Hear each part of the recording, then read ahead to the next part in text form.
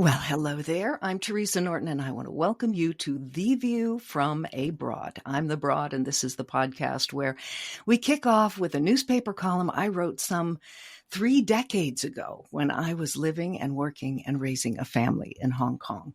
And why do we do this? Well, it's to see what still feels relevant and what's out of step either with the way we feel 30 years later in a world that's changed dramatically, or if we don't. Today's guest is the founder of Resolve Foundation. Victoria Wisniewski Otero founded Resolve Foundation in 2017 with the vision for Hong Kong of being a place where everyone belongs. And we're going to hear more about that a little bit later. But she was formerly an advocacy and campaigns manager at Justice Center Hong Kong, a researcher at the Center for Economic and Social Rights in Madrid, and UN Habitat in Kuwait. She is a proud mother to 4 kids under 4. And despite residing in Hong Kong, which is definitely known for its skyscrapers and rather hectic pace, Victoria and her family live in a peaceful rural village by the sea. So, as I said, we're going to learn more about Resolve a little later and the good work that it does. But before we begin, as always, we're going to start with the column she chose.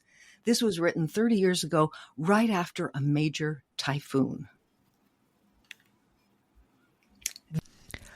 A bird's eye view of survival. I don't know, maybe I'm nuts, but as I type this, looking out at what is left of the great green tree directly in front of my study window, I feel hopeful. The tree in front of my Happy Valley flat served as a home, a resting spot and food source for families of pigeons and sparrows and small green birds, magpies and red-tailed pointy-headed birds. You may recall that I am sent dashing, arms flailing, if one of our feathered friends gets up close and personal. But the window over my desk serves as my own private National Geographic channel through which I can observe these creatures at a comfortable distance. Through glass and under glass, that's how I like my birdies. The trees on our block were devastated by Typhoon York. One across the street was stripped bare and another uprooted. They served as a luxurious leafy screen between the buildings on one side of the street and the other. They, too, provided shelter and food for the birds. I watched the other day as some of them lit on the broken gray branch which once stretched a lush emerald arm to within centimeters of my window. "Hey, where's the Cicada Cafe?" chirped one of the black and white magpies, his head twisting from side to side. "This was one of the best bug bistros in town." Screeched his wife. "Cafe schmafe. We've got kids to feed, and this was one-stop shopping a mother could count on, even in hard times." "You still have your children," throbbed a gray pigeon, her head sadly bobbing from side to side. "We lived in the tree across the way." The other birds tilted their heads and shot a glance down towards the vast branches of the felled tree sprawled across the road. I just instinctively spread my wings as it crashed, but the little ones, I should have... "Oh, don't go blaming yourself," a wee green bird cooed as he perched on the leafless branch above her. "It's survival instinct, and it's stronger than anything, even a good mother's love."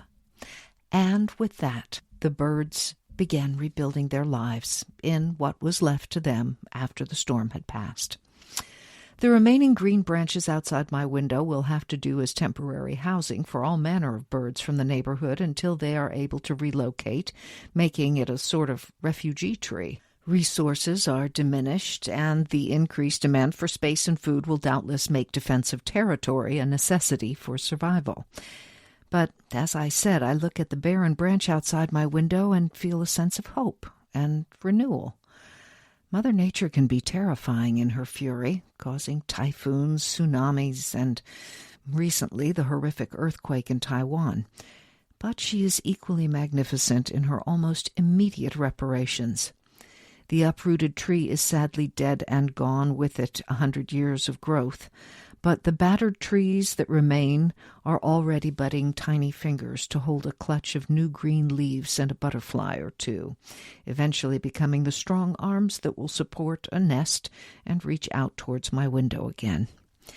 We humans able to seed rain clouds and dam mighty rivers, think nature is something in a country park, something we can choose to view through a window or not, as if nature is merely a recreational option like movies or reading. But we are as much a part of it as the birds, the bugs, and the trees. While we are at the mercy of Mother Nature's wrath, we have her gift of our most animal instincts. We are survivors. It is in our instinct to hold on while winds blow and seas swell and the earth rocks. It is what keeps one man's hope alive to the last, whether he is beneath the rubble of a fallen building or atop it, his ears straining to hear a muffled cry or faint tapping. So I look at the tree outside my window, and I am humbled by the awesome power of nature and encouraged by the nature of this beast called man to survive and begin again. Victoria, it's so nice to have you with me and with all of us today. Hi, it's a pleasure. Hello. That column, yeah. Well, it's funny because when I read it, actually the main tree in our house had fallen down in a typhoon, and we're just coming to terms with the loss of that ourselves. It just really resonated for that reason as well. And even now we're still dealing with the fallout of that. So there's just so many reasons why it spoke to me. Yeah. I mean, and things that feel, if this, podcast's a little bit about looking at what 30 years ago still stands up. I mean, extreme weather. Even worse, I would say. And people's, I think, relationship with nature evolving quite a bit as well. So, yeah. Well, earlier this year, I decided to do this course on inner well-being for change makers, because in the nonprofit sector, especially when we're working with vulnerable communities, we have to take care of ourselves as well. And it was divided into 4 parts. And I thought it was so interesting because one of the sessions was about our relationship with nature and thinking about it and what nature means to us. And myself living in a setting that is very accessible for nature in Weewol, I largely had positive connotations. But a lot of the people that were in that program with me, they were quite terrified of nature, and they associated nature with catastrophic events. I got paired up with one woman who heads up an NGO in Mongolia, and she was telling me that just air pollution makes it that she can't spend even a lot of time outdoors, and they have to have purifiers in their house all the time. And yeah, it kind of had me thinking a little bit that it's already a privilege to have kind of a benevolent relationship with nature. For a lot of people in the world, it's really a struggle and can be a very powerful and destructive force. What do you think are what are the answers to conquering a fear of nature? Well, so I always thought I was a city girl, and that was one of the things that I loved about moving to Hong Kong, being in the center of it all, just feeling that energy. And then COVID-19 hit, and we stayed in Hong Kong this whole time. And we had 4 babies in 3 years, and we just needed a bigger space to live. And so we moved to Weewol. And I think for me, it's been really energizing to be in a community where people do 100-kilometer, ultra marathons, and these are your neighbors. And actually, last year I turned 40, and I decided, you know what, I want to get into open water swimming. I want to do it. And did you have any fear of swimming in the ocean? I wouldn't say I had a fear of water, but I'd never really kind of pushed the boundaries of my exploration of water. And I think when people think of, I'm going to get to know nature, they think of doing a hike. But actually, marine exposure is nature as well. And it's actually like 70% of what nature is, right? Because most of the earth and is what water. We are. Yeah. And I had at that point been donating to a charity, Splash. that helps people to have access to learn how to swim. Because I have always felt strongly that being able to swim is so important as a skill. I think it should be taught in every school. And the fact that there's so many people around the world that don't know how to swim, to me, feels wrong. And especially there's a big gender divide in that, with a lot of women not knowing how to swim. But I decided to join this group of open water swimmers in Weewol. And I thought, I'm just going to do it. And I was very intimidated. I think more than anything, I had kind of the social anxiety of being the last one and people being the weakest link in the group because they go together as a group. My neighbor is part of that group, and she is just a mother hen, and she stayed with me, and she was the one encouraging me. And I don't know if I would have done it without her, because I might have been too intimidated. But I just loved it, and it made me feel so powerful to swim in that way. And I did get stung by a bunch of jellyfish a couple months ago, and I still have the marks, but that actually happened close to the shore. Yeah. Where anybody would be, where any wader would be. So. Well, I mean, that what this takes me back to is this notion that Mother Nature is powerful, and there are things that frighten us about that power. But what I'm hearing from you is, particularly in terms of the charity about swimming, is that if you can equip yourself with familiarity and some survival skills in an area of nature that intimidates you, it's confidence building and helps you understand what your personal limits are, and to understand the force of nature and what you need to avoid. Like, I do know how to swim, and I agree with you. I think it's an important skill for people to learn. And I feel like part of that column was about the idea that nature is not our enemy, and that a respect for nature is important, a respect for the power of nature, and the fact that we are part of it. It's not something separate. It's not a national park. It's something that is the air we breathe. And you'd be surprised how many people, don't spend more than 10 minutes a day in nature. Don't get more than 10 minutes a day of sunshine. I mean, a lot of people, even in Hong Kong, what's the commute like, right? Yet that has been proven to be a critical factor in one's daily happiness, is like getting exposure to sunlight, getting at least, X amount of minutes of nature. Yeah.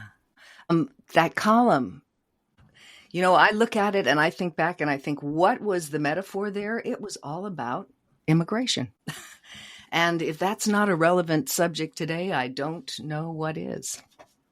Which is a bigger subject today, I think, than it's ever been in my lifetime. What are your thoughts about that? So the article, right, talks in a way, a tree falling down unexpectedly like that. It is about being uprooted against your will as well. And some immigration, we have the luxury of kind of planning it out. For me, certainly coming to Hong Kong was that. When I came to Hong Kong, I'm someone who grew up in so many different places. I went to 10 different schools before the age of 18, 3 different continents. I've lived in North America, Central America, Europe, Middle East, now Asia. So really always having to kind of regrow in a new place. And when I first started working in Hong Kong, I started working at an organization that supports refugees here. And while I was having the freedom to just discover Hong Kong, on the other hand, I was kind of seeing a small glimpse of what Hong Kong looks like in their eyes, and just the barriers that they face along the way. And it was like they were experiencing a completely different city. It was like a tale of two cities. And our experiences were complete contrast to each other. And I think that to me also, the article reminded me of their stories, and many people around the world, they don't, circumstances call them to have to be displaced. When I look back on that column, I just see my younger self so hopeful and positive and optimistic about what I assumed was a universal understanding and compassion for the relocation of those who seek a safe place to live. And this current atmosphere is probably one of the largest we've got more people on the planet and a sense of territorial need to close doors to having too many people come in. I know I'm living in Portugal. I'm an immigrant here. And I know that's a concern. I don't know what the answer is to finding that balance between universal understanding and an embracing of the need for people to find a safe place to live and some sort of controls. Any thoughts on that? In my view, one of the biggest challenges is actually increasing levels of inequality. And ultimately, when you combine that with immigration, then it feels like that there's a widening between the haves and the have-nots, and it's easy to scapegoat that to certain groups. But really, in my view, the root thing that we need to maybe tackle is inequality, and inequality has been rising at increasing levels. It's one of the highest that we've ever had. In Hong Kong is one of the most unequal places in the world, not just the developed world, in the world. Like in its ranking, it's up there with some of the least developed countries. We really could do better. So for me, it's about how can we tackle that? Is that gap because there are people that have so much money in Hong Kong? I mean, we have a history of great philanthropy, but also incredible tycoons who have started out as immigrants from China, making plastic flowers in a tenement, and that is the dream, I think, of almost everybody who comes to a new place, that they're going to be able to start a new life and be successful. Nobody moves someplace because they don't want to be successful, but what are the opportunities for them to be successful? Listen, let's take a pause here, because we're going to have a little commercial break. I want to hear, we call it an infomercial break. I want to hear more about Resolve. And then we're going to come back and I want you to share your own personal story that came out of that column.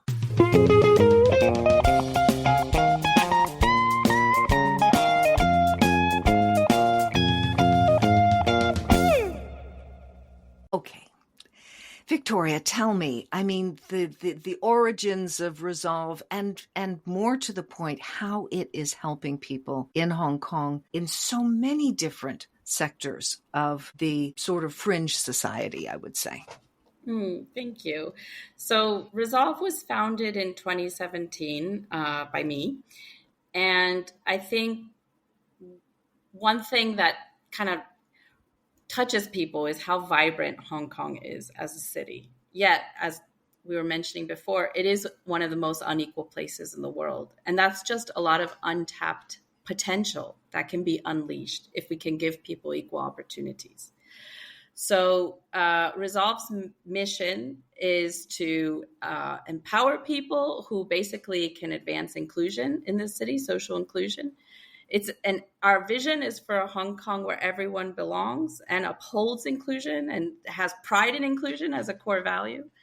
And Resolve is also an acronym for our values, which is rights, equality, solidarity, organization, leadership, voice, and empowerment. Can I let's double click on leadership, because I think that's an important part of what you were just saying about empowering the people who can facilitate that change from within the minority community. That's right.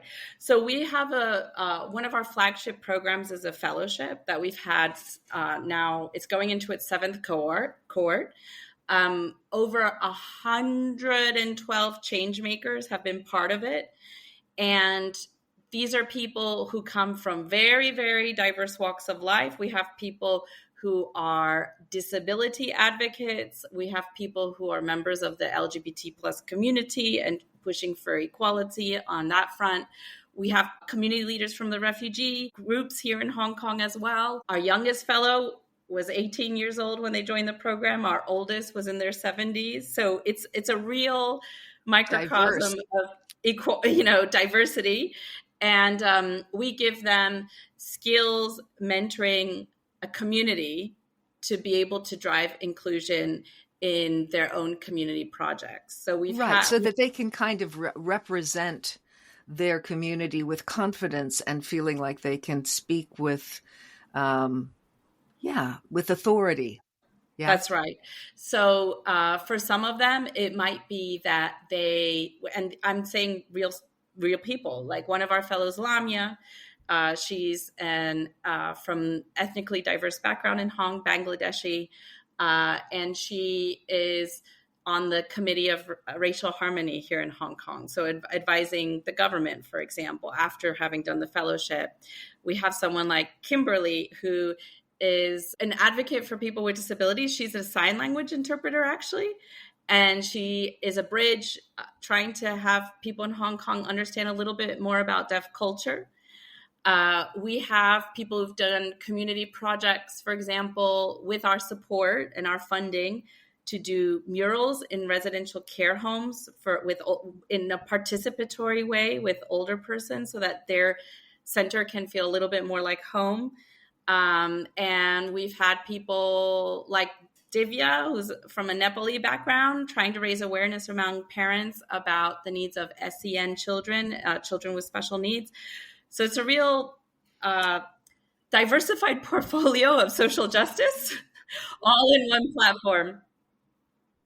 Listen, I mean, if the thing that strikes me about this is in terms of choosing a charity to support, I'm going to bang the drum a little bit harder on this one. The beauty of supporting Resolve is that you're not supporting just one sector of a disadvantaged part of the community.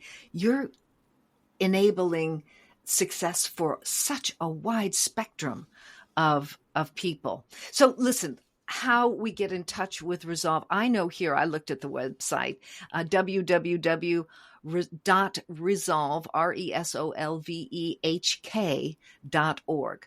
And contributions can be sent. You probably, if you're living in Hong Kong, you might want to get involved yourself.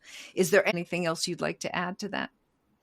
Well, I would encourage you to also subscribe to our newsletter and our social media, because we actually share education and information and stories that can broaden your own imagination of inclusion through these change makers' work. And that's also a way to find ways to connect with us as well. Certainly donations, particularly monthly giving. I'm a huge proponent of it. I myself am a monthly giver, but yes, the beauty of Resolve is that you can support many different causes in one go. And not only that, I think you're also supporting the idea that these different marginalized communities would come together and learn from each other and have more solidarity with and be inspired by each other. Beautiful. And also, because I have people listening to this from all over the world, whether you're living in Hong Kong or not living in Hong Kong, by subscribing to that newsletter, I think it's inspirational to get these stories under your belt, to understand more about the good work that can be done, perhaps in your own community.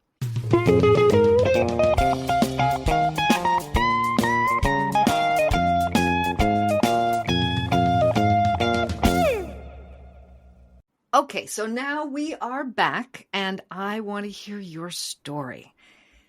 Where should we start?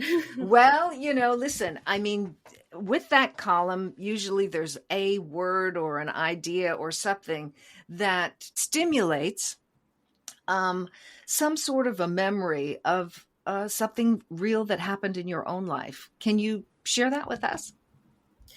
So, for me, it's not a single memory, actually, but my whole childhood was constant uprootal and reinvention. And, I moved around a lot as a child, lived in many different places. And I think for me, it really made me realize that where your home is, where your community is more about the people that you surround yourself with, rather than geographic location per se. And that can be, that's something that you can cultivate and that is within your control. And did you learn that at an early age? I mean, were you, because I know one of the podcasts is about, living somewhere and having your best friend as a child move away forever, which happens a lot in communities where there's expatriates or immigrant communities. So how did you learn this lesson of creating your own community? I think I learned it early from my mother, actually. So my mother had me when she was 20 years old, and she got married when she was 19. My father's American. She's Spanish, and they moved to the U.S. when I was a baby. And growing up, she ended up connecting with a lot of, we lived in a small town in North Carolina, and she didn't speak any English when she came to the U.S., but she did, and she ended up becoming a teacher in the public school system, teaching Spanish. And by the age of 25, she became a board member of the Hispanic Association of the town where we lived. And because of that, she and I, by extension, we got to meet people from all sorts of different countries. So I think it was helpful to get exposure to early forms of diversity at that key age. Maybe not all forms, but certainly by nationality. And then for me, another moment, so that was kind of when I was a young child. And then a key moment for me was probably when she moved to Central America. I was 13. I ended up living with my father for a bit, but then I decided to live with her when she was in Nicaragua. So she lived in Guatemala, Nicaragua, and Honduras. Guatemala had just come out of a civil war, and Nicaragua is the second poorest country in the Western Hemisphere. And Honduras. Wait, you have to wait. I have to stop you. Why? Why did she leave? I mean, that must have been such a hard decision to leave her children and her husband and go to the poorest country in the. Well, they divorced. So that wasn't a hard goodbye, I suppose, right, to okay. my father. Yeah. And then she remarried, and she and my then stepfather, they moved. Yes, that was really hard on me to not have my mother immediately around. At that time, it was about not, because she didn't necessarily know what kind of situation they were going into. They were going to work at international schools. So certainly there's a good quality school and stuff, but it was just a feeling of not disrupting my education too much and too much change too quickly. But then by the time I was 16, I kind of made my own decision. And that was probably one of the first times I actually made my own big decision. I was actually going to a public school for performing for the arts. And I was there for visual arts. I thought I wanted to be an artist. By all means, it was,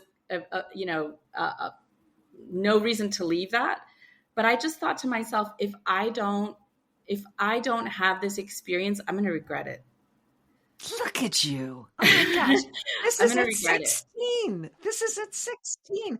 And the idea then was to do a semester, right? And so I did it, and we would also go the summers there. I know all those three countries. And right. I think for me, that was the first time I really saw extreme inequality. And I was part of the problem, actually, in those places, because we were part of the elite.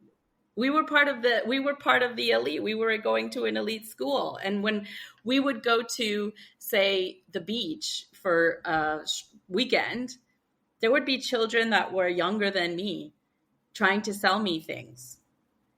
And it just felt wrong.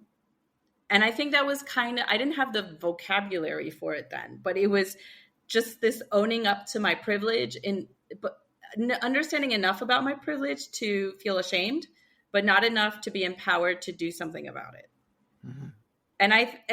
But what I ended up doing after that point is really being very clear about my purpose in life. And I just, forget the artist thing. I still get my creative outlets out in different ways, but I knew that I wanted to dedicate myself to driving social inclusion in societies. And that's what I've tried to do ever since. Wow. So isn't it interesting? I mean, I can totally see links to this silly little fable of a column that I wrote, with these little birds moving to a new tree, having to find a new place to live. And hearing your story and the resilience that comes from that, from making a hard choice, from having circumstances beyond your control, and then deciding for yourself what is maybe not thinking it's the bravest thing to do, but feels like an opportunity that will not come again. So grabbing it, and then out of that opportunity, getting this life education, something that you couldn't have learned. I mean, you might have witnessed, and I know we've talked about this because we've talked before, when you move from Spain to the US and English language is not the first language, there's a whole piece that comes around being that visible minority. Having moved at 16 to an extremely different situation where you are now the person of privilege who not only has both languages, but also has the expendable income to do basically what you want. I always thought that was a real challenge raising kids in Hong Kong, that all their friends had merely wants. They had no needs.